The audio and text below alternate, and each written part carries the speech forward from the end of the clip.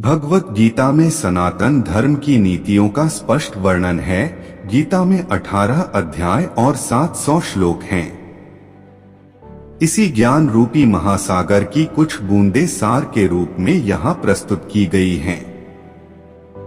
इन बूंदों को ग्रहण करके आप अपने जीवन को आशाओं से भरें और सुख एवं संपन्नता से परिपूर्ण जीवन जिएं।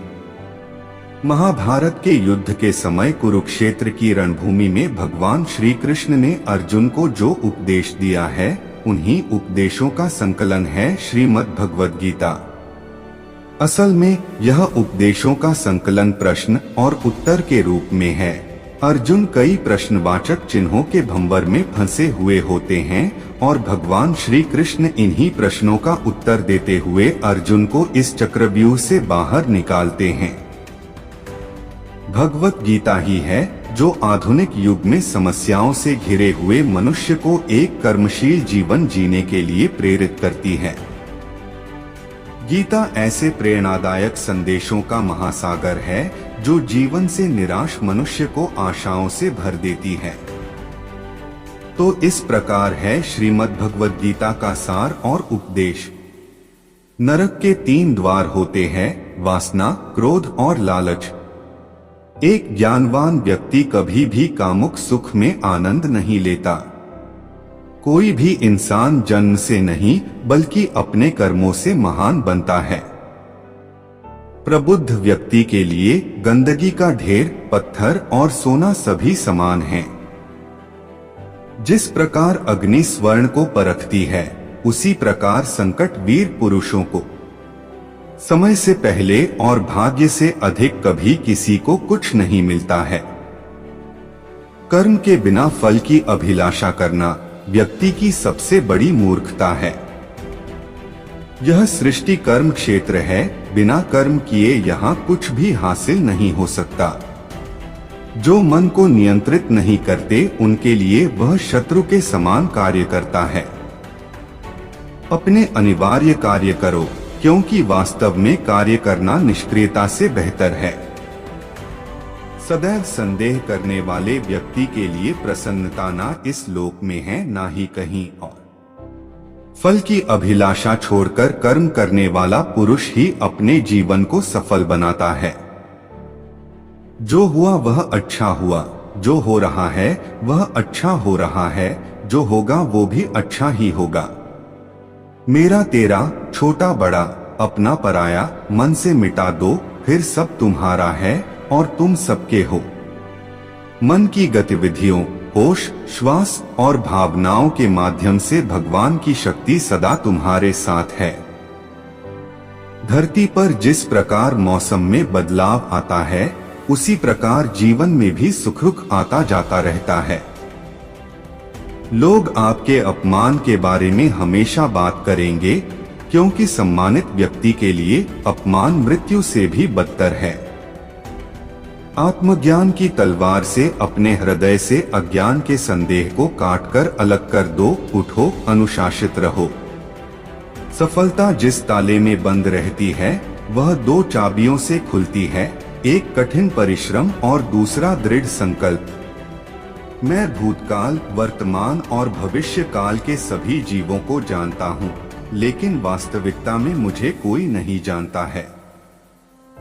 जो दान कर्तव्य समझकर बिना किसी संकोच के किसी जरूरतमंद व्यक्ति को दिया जाए, वह सात्विक माना जाता है। जो पुरुष सुख तथा दुख में विचलित नहीं होता और इन दोनों में संभाव रहता है, वह निश्चित रूप से मुक्ति के योग्य है।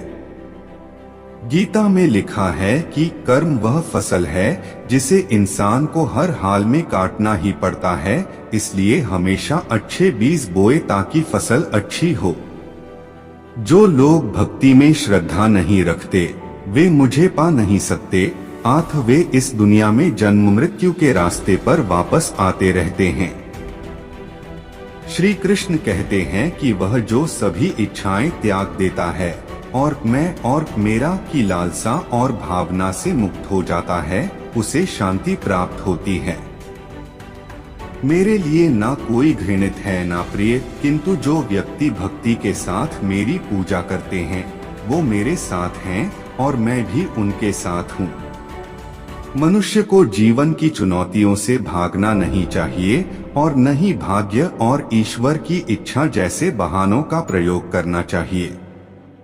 गीता में है कि मनुष्य को परिणाम की चिंता किए बिना, लोभ लालच बिना एवं निस्वार्थ और निष्पक्ष होकर अपने कर्तव्यों का पालन करना चाहिए। जिस तरह प्रकाश की ज्योति अंधेरे में चमकती है, ठीक उसी प्रकार सत्य भी चमकता है। इसलिए हमेशा सत्य की राह पर चलना चाहिए। जिस मनुष्य के अंदर ज्ञान की कमी और ईश्वर में श्रद्धा नहीं होती, वो मनुष्य जीवन में कभी भी आनंद और सफलता को प्राप्त नहीं कर पाता।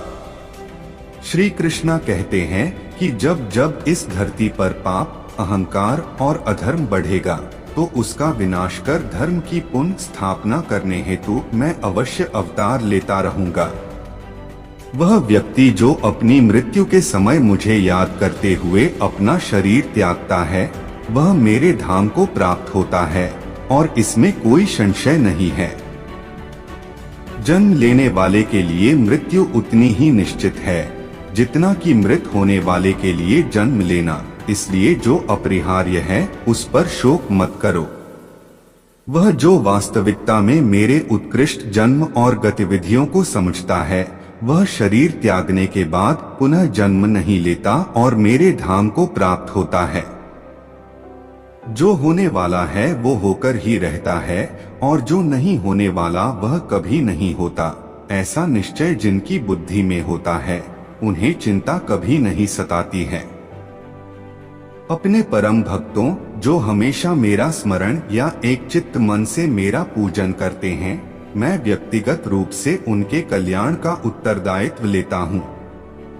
जो कोई भी व्यक्ति जिस किसी भी देवता की पूजा विश्वास के साथ करने की इच्छा रखता है, मैं उस व्यक्ति का विश्वास उसी देवता में दृढ़ कर देता हूँ।